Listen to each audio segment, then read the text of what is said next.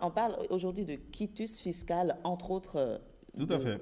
On va dire, je vais dire le titre de la chronique, c'est quitus fiscal pour la présidentielle. Ça résume tout, hein, en fait. Toute l'actualité politique aujourd'hui qui règne sur la scène politique au Bénin, les candidatures déjà annoncées du côté de la majorité, du côté de l'opposition qui est attentiste, qui attend de voir on ne sait pas quoi encore. On va en parler et quelques angoisses autour du quitus fiscal, précieux document des impôts pour pouvoir prétendre avoir toutes les cartes pour aller aux différentes élections, d'ailleurs, pas que présidentielles. Alors, la question que nous posons aujourd'hui, nous la posons à un acteur de l'opposition parce qu'on a décidé ici d'être équilibré, de faire alterner les acteurs des différents camps. Donc, après un acteur de la majorité hier, bonjour à vous, monsieur Théophile Agboufou. Vous êtes le vice-président de la NFN, la Nouvelle Force Nationale, l'un des acteurs clés du cadre de concertation de l'opposition au Bénin. Merci d'être là. Merci, bonjour à vous également. Je profite pour saluer vos téléspectatrices et téléspectateurs avant d'entrer dans le... Merci pour cela. On va commencer par la dernière actualité avant de revenir sur la question du quitus fiscal. La dernière actualité, vous l'avez suivi dans le bulletin d'information, c'est la présentation, l'annonce de la colistière du duo de la majorité présidentielle. Là, on a affaire à une sorte d'équilibre intergénérationnel, équilibre d'atouts entre, je vais dire, l'équilibre géographique et sociologique, d'accord, et puis aussi l'équilibre entre l'expertise managériale et l'expérience politique. Est-ce que c'est ce à quoi on aura droit du côté de l'opposition qui nous fait languir depuis quelques jours avant de connaître sa carte? Non, je crois que, contrairement à vous, je pense qu'il faut aller au-delà de ce que vous appelez équilibre. Parce que le Bénin est un et indivisible.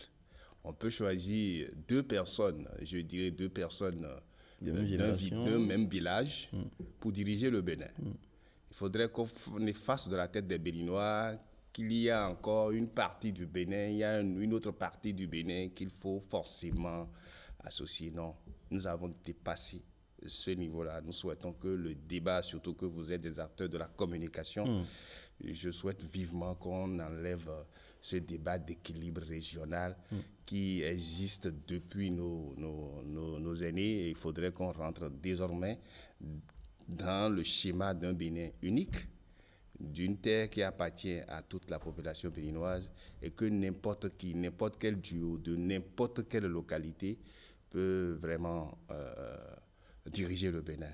Et l'autre aspect de la chose... Vous avez le sentiment qu'on a complètement déjà fait nation et qu'on est uniquement attaché au principe républicain ou en fait c'est le travail qu'on doit continuer à faire? Nous, justement par votre posture volontariste. Je suis très heureux que nous sommes de cette génération-là qui nous sentons à l'aise sur toute l'étendue du territoire national. Donc, je voudrais que vous, en tant qu'acteur de la communication, que vous n'allez pas sur ce terrain-là. De l'autre aspect de la chose, c'est que nous sommes en politique et il faut qu'il y ait vraiment de l'alternance. On aurait souhaité, bien que nous, à notre niveau, nous savons qu'il n'y a pas encore de candidats parce qu'on ne sait qu'il y aura, on ne connaîtra les candidats que le 14 octobre. Tout ce qui se passe, c'est du folklore pour nous. Et nous estimons que celle qui a déjà passé 5 ans... Ce n'est pas impératif, le 14 octobre. Chacun est libre de sortir sa carte à n'importe quel moment. Nous avons entendu... Pourvu que ce ne soit pas après le 14. Nous avons entendu des déclarations de candidature à la candidature dans des partis politiques ici qui n'ont pas suivi les mêmes engouements. Oui. Et ça, c'est la presse, c'est la communication. Donc, tout ce qui se passe, c'est de la communication. Ce n'est que le 14 octobre que nous allons savoir qui sont vraiment les candidats. Oui, mais vous n'allez pas attendre le délai légal avant de sortir votre carte. Ça ne correspond à rien. Il n'y a pas de candidat avant le 14 octobre. Parce que tous ceux qui s'annoncent comme candidats, ce n'est que lorsqu'ils iront déposer leur dossier qu'on saura qui est qui. Oui, mais ça, c'est au plan légal. Ah, justement, ce que vous dites m'amène à vous poser une question très fâcheuse par rapport justement à une attitude, non, une question critique par rapport à une attitude fâcheuse de notre classe politique qui joue à offrir au peuple électeur des acteurs, des candidats à la gestion de son destin, suivant le principe de la génération spontanée. C'est-à-dire qu'on les découvre, à la limite, de façon ultime. On ne donne pas au peuple le temps de les examiner, d'aller tâter ce qu'ils sont véritablement derrière avant de pouvoir faire son choix. Mais ça, c'est fâcheux, ça. Non, je voudrais vous rassurer. Oui. C'est-à-dire qu'on a essayé. Dans des pays démocratiques qui se respectent, il faut bien observer. Même parfois c'est 1-2 ans avant l'élection, avant le délai de dépôt de candidature officielle, qu'on annonce le candidat. Voilà ce que nous vous proposons. Examinez-les, analysez ce qu'ils sont, et puis après, bon, on fait le choix à l'intérieur. Observez bien la classe politique. Oui. Vous allez constater que nous sommes dans une phase de clochardisation. C'est-à-dire? Oui. En réalité, on a pensé à une réforme qui va permettre, dans un premier temps, de montrer à l'opinion publique nationale et internationale que les politiciens ne valent rien. D'accord? Et on nous a dit que c'est les partis politiques. Nous avons toujours dit en notre sein que la présidentielle est un rendez-vous entre le peuple et un homme. Et ces hommes, il fallait les connaître depuis. Mais on nous a dit non, il faut connaître les partis politiques. Il faut que les partis politiques soient l'organe qui en réalité conquiert et exerce le pouvoir politique. Donc, l'homme, ça fait que vous auriez pu le dire depuis. Mais c'est curieux. Tournez votre micro et demandez aux Béninois s'ils connaissent leur ministre, s'ils connaissent leur député. Les Béninois ne connaissent plus leurs députés, les Béninois ne connaissent plus leur ministre. Ah bon? Moi, en 96 déjà, c'est quand même curieux ce que vous dites, parce que au moins pour une fois, on a eu une gouvernance où des ministres sont restés 8, 9 ans, 8 ans. Je vous dis, malgré ça, les Béninois ne connaissent pas ceux qui les gouvernent. Les Béninois connaissent mieux les partis politiques désormais que les hommes politiques. Et en quoi c'est fâcheux? En quoi c'est... Non, c'est ça qui amène à ce que vous venez de déplorer. Vous voyez un peu? Ah bon, quand on fait une réforme pour éviter la personnalisation du pouvoir politique, vous considérez que ce n'est pas normal, c'est ça? Mais en même temps, vous avez bien... Ou des personnes, des individus possédaient les appareils politiques avec leurs moyens financiers et manipulaient. Non, n'allez pas on n'a pas connu ça, vous n'allez pas sur ce sens. N'allez pas dans ce sens. Restons dans le sens où on est. C'est ce qu'on dit. Pour dire que si on devait connaître l'homme politique qui va diriger le pays il y a 2 ans, ce serait peut-être les présidents de partis politiques. Ceux-là doivent émerger des partis politiques. Mais nous sommes dans un schéma aujourd'hui où les acteurs politiques qui sont à l'image des partis politiques, en fait, qui ont vendu l'image des partis sont là, et on nous donne des candidats qui sortent de n'importe où. Et je voudrais revenir sur la question pour ne pas l'oublier, par rapport au choix, puisque vous avez demandé qu'on en parle, j'aurais bien voulu qu'on nous serve de l'alternance. Quand un duo passe, que le duo passe entièrement et qu'un autre duo s'installe. C'est le choix de la mouvance comment les choses se passent, on va voir le 14 octobre. Et j'allais demander justement comment ça évolue dans votre camp, le camp de l'opposition. Si je puis dire, vous avez évoqué l'échéance du 14. En attendant, est-ce qu'il y a des avancées? Est-ce qu'il y a de petits indices? Vous avez évoqué l'alternance. Les tractations à l'interne. Naturellement. Dans le camp de l'opposition. Naturellement. Parce que c'est sur ce terrain qu'on vous attend. L'opposition se prépare pour présenter son duo de candidats. Et vous saurez le duo de candidats. Vous êtes sous le choc tétanisé par l'annonce de vos challengers. Pas du tout. En réalité, il y a comme une sorte d'anesthésie. En réalité, pas la mouvance. Bon, la mouvance, oui. Sinon, on veut nous imposer un rythme qui n'est pas notre rythme. Vous préférez prendre votre temps et attendre le 14 on ne préfère pas prendre notre temps. Pour désigner un candidat, il y a une procédure à suivre. Ce n'est pas parce que votre challenger sort de son chapeau magique quelqu'un que vous allez courir pour laisser votre procédure et aller choisir un autre candidat. L'évocation que vous faites de la procédure, de la démarche du processus, on l'espère démocratique au sein de l'ensemble de l'opposition. Donc, on va assister à des primaires, c'est cela?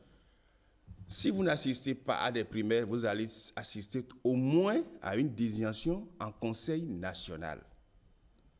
ce ne serait pas fait comme on annonce d'abord par les TikTokers, les gens de Facebook, et que ce n'est qu'après ça que les partis prennent des notes pour dire oui, oui, on a désigné. On aurait bien souhaité que même si la désignation est faite par les partis politiques, que les partis politiques annoncent d'abord, avant que les réseaux sociaux ne fassent cette annonce-là. Super. Donc, on aurait aimé voir les partis politiques s'emparer de cette question, faire en tout cas, engager un processus démocratique en leur sein, après quoi on annonce au peuple, voilà, ce qu'on lui propose comme candidat à la gestion de la gestion, ce qui n'empêche pas, ce qui n'exonère pas les partis de l'avoir fait un peu plus tôt. Donc, j'insiste sur la nécessité de présenter au peuple un peu tôt quand même son candidat pour qu'il il analyse et juge et pour pouvoir avoir vraiment un véritable choix. Pour finir, je vais vous dire que la présidentielle est en avril 2016. Oui. Et qu'il y a mieux à faire. Et en avril 2026. Ah non, excusez-moi beaucoup, en avril 2026. Je répète, la présidentielle est en avril 2026. Et il y a un autre calendrier, il y a une autre activité qui est les élections législatives et communales. Tout à fait. Mais pour le moment, on a l'impression que même pour la désignation du candidat de l'opposition, il n'y a peut-être pas de l'unanimité parce qu'au sein du cadre de concertation, il y a des brouilles. À entendre le président du MPL qu'on a reçu ici, M. Tébet, d'abord il s'est retiré, ce qui est déjà un signe pas très réjouissant pour la cohésion au sein. Qu'est-ce qui se passe en vérité?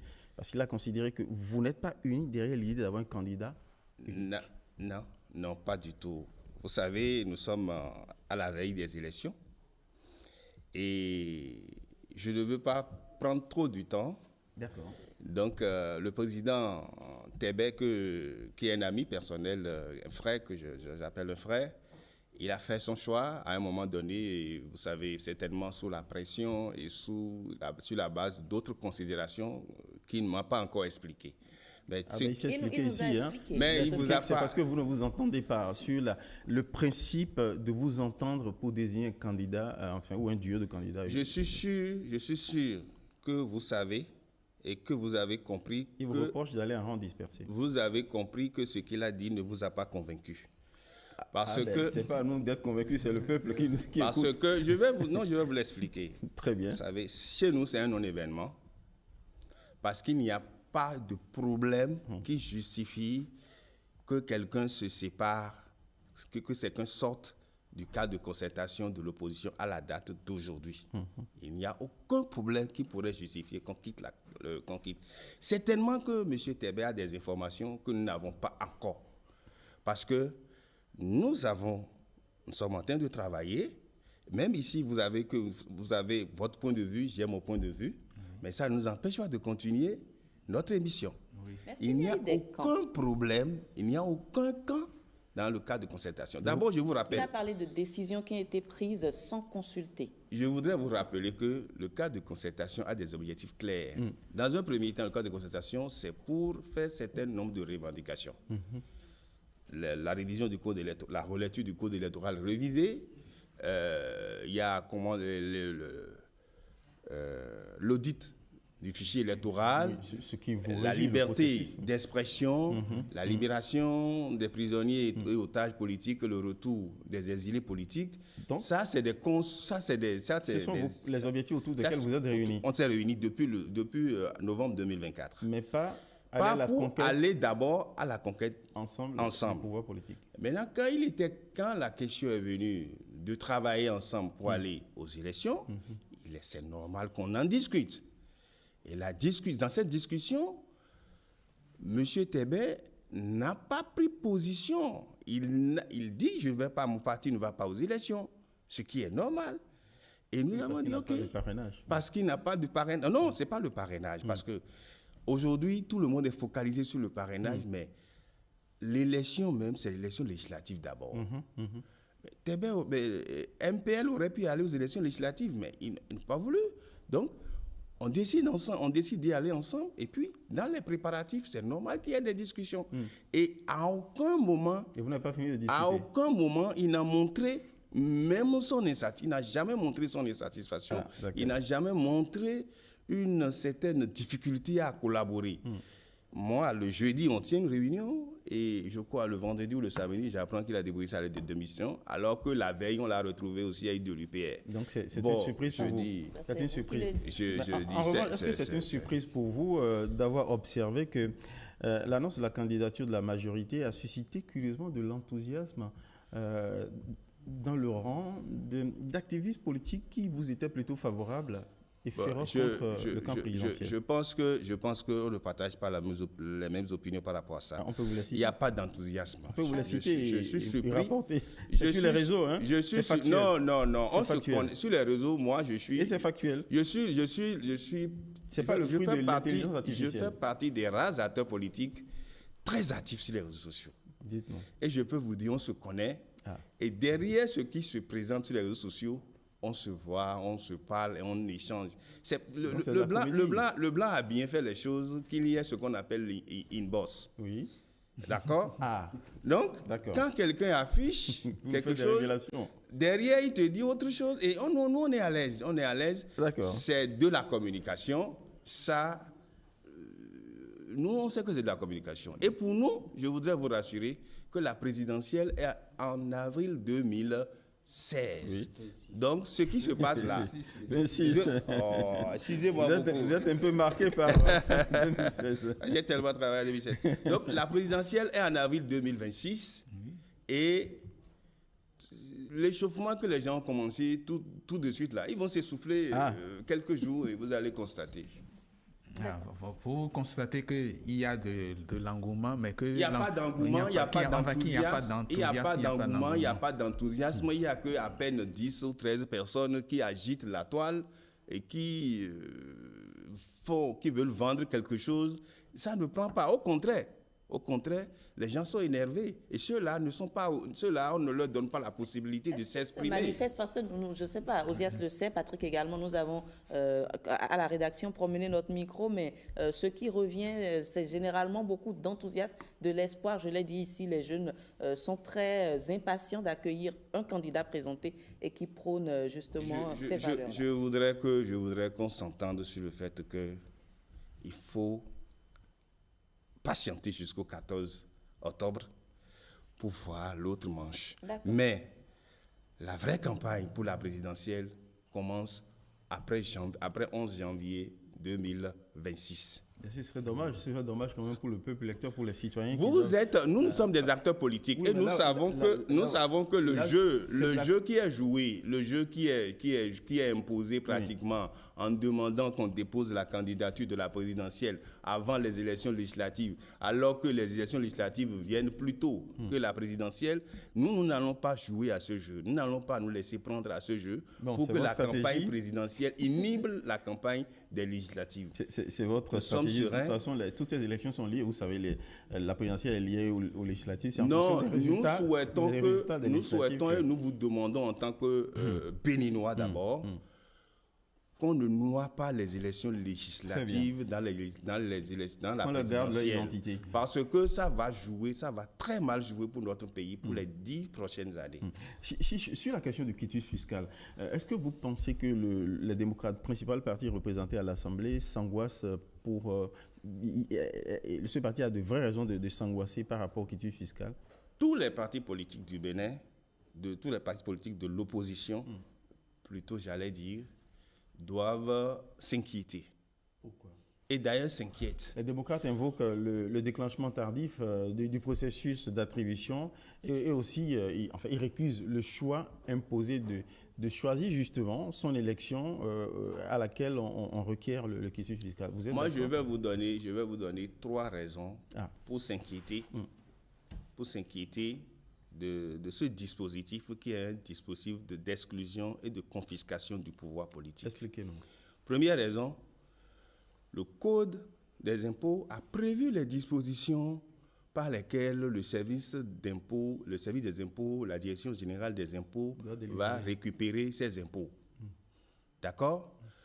Tous les citoyens qui ne payent pas leurs impôts ont des pénalités à payer, ont des peines qui sont déjà prévues par les lois. Mais le politicien a habilement montré que, bon voilà, moi je veux faire en sorte que les politiciens payent leurs impôts Et il glisse une disposition de confiscation du pouvoir dans le code électoral pour dire, avant que les gens ne soient candidats, ils doivent présenter leur quitus fiscal. Alors qu'on sait que dans une élection, il y a la partie qui est au pouvoir et il y a l'opposition qui doit aller. Maintenant, la deuxième chose, c'est qu'il y a une opacité dans la délivrance. Ah, excusez-moi beaucoup. Mais ce que vous dites, c'est Laissez-moi beaucoup. Laissez-moi finir. Laissez-moi finir. Pas les acteurs fiscaux, oui. Vous qui êtes là, vous êtes journaliste. Oui. Combien de ministres, avant leur nomination, ont déposé leur quitus fiscal? Mais justement... Combien de coordonnateurs de projets gérant des milliards de ce pays ont déposé leur quitus fiscal avant d'être nommés? Excusez-moi beaucoup, aller jusqu'au bout de mes idées. Ce quitus fiscal, je voudrais que vous reconnaissiez dans un premier temps que c'est un dispositif d'exclusion et de confiscation du pouvoir, parce que je ne peux pas aller demander à mon adversaire de me délivrer un document dont il a la liberté, la possibilité... L'administration fiscale n'est pas votre adversaire. Non, excusez-moi beaucoup. L'administration fiscale est sous... Et vos co-religionnaires, les démocrates, ne tiennent pas le même discours que non, excusez-moi ils beaucoup. reconnaissent la nécessité pour tout acteur politique de montrer patte blanche. Vous dis la nécessité pour les acteurs politiques. Les acteurs politiques, ce n'est pas seulement les élus. Vous demandez à quelqu'un qui veut être élu CA et qui va peut-être gagner environ, peut-être au plus à Cotonou, je ne sais pas, sinon dans les autres communes, plus de 150 000 mois. Si on lui demande le quitus fiscal pendant que le ministre afin d'être en règle, pour qu'on soit sûr qu'on peut lui faire confiance. Je vous dis, oui. Est-ce que cette règle est appliquée au ministre? Bon, est-ce que vous êtes d'accord avec moi? Vous ne devrez pas dans l'opposition travailler à ce que cela soit élargi à toutes les fonctions. Si ce n'est pas, si ce n'est pas appliqué au ministre, aller au bout de l'équité que vous souhaitez. Si je suis député, je ne voterai pas cette loi simplement parce que au moment de son application, il y aura asymétrie d'information. Comment savez-vous que ceux qui sont de la mouvance sont à jour de leur impôt avant qu'on ne leur délivre le quitus fiscal? Est-ce que ce n'est pas cela qu'il faut travailler? Je vous dis. Est-ce que ce n'est pas cela qu'il faut travailler? Je vais vous donner l'exemple. La transparence et l'équité. En 2023, pendant que les acteurs de la mouvance ont reçu leurs quitus fiscaux, il y a que les partis de l'opposition n'ont pas eu leurs quitus fiscaux jusqu'à un moment donné. Et c'est le cas de la nouvelle force nationale qui, en plus des quitus fiscaux confisqués, il y a eu des problèmes comment dire, ils ont créé des problèmes sur la liste des candidats présentés pour dire qu'il y a une erreur d'homonymie. Et dès que, au niveau de la Cour constitutionnelle, la liste a été déboutée, on a appelé, en même temps, en moins d'une heure, on appelle pour dire venez chercher vos quitus. Mais pourquoi l'opposition n'en fait pas une question de principe, une question majeure et ne demande même pas des enquêtes autour? La loi est viciée. La loi est viciée à ce niveau. Et moi, je voudrais saisir l'opportunité qui m'est donnée ici pour demander à mes collègues, à mes amis de la Direction générale des impôts de jouer leur partition dans l'histoire de notre pays en délivrant. Je sais qu'ils ont la pression. Ils auront la pression de retenir les mais c'est politique. Ils auront la pression de retenir les quitus fiscaux des opposants, mais qu'ils fassent leur travail en toute impartialité, parce que chacun de nous a un nom à sauver dans l'histoire.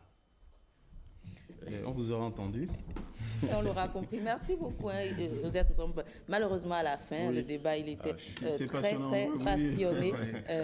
Mais rassurez-vous, vous serez encore invité sur des plateaux de débat où vous aurez en face des acteurs de la majorité pour en discuter de long en large. On a voulu vous recevoir pour vous prononcer aussi sur le sujet. Merci beaucoup. Alors,